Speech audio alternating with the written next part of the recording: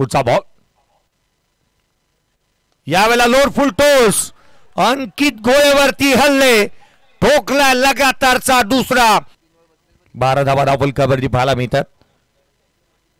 यावेळेचा ball बॅकफुटला आले cut केलाय over the point deep backward point धावफलकावरती आहेत सागर पवार। पुढचा बॉल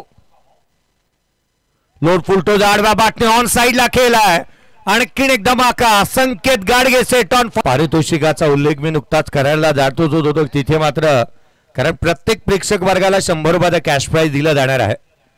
लोड फुल टॉस आडवा तिथे मात्र कारण प्रत्येक प्रेक्षक वर्गाला 100 रुपयाचा कॅश प्राइज दिला जाणार आहे। लोड फुल टॉस आडवा बाटने फुल टोल वसूल केलाय त्याच्याकडे आहे टायमिंग टेम्परामेंट क्षमता।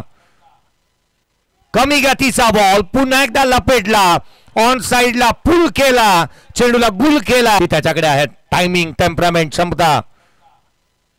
कमी गतीचा बॉल पुन्हा एकदा लपेटला ऑन साइडला पुल केला चेंडूला गुल केला आणखीन एक षटकार पाहायला मिळाला। चौथा षटकार आला संकेत गाडगेच्या बॅटमधून।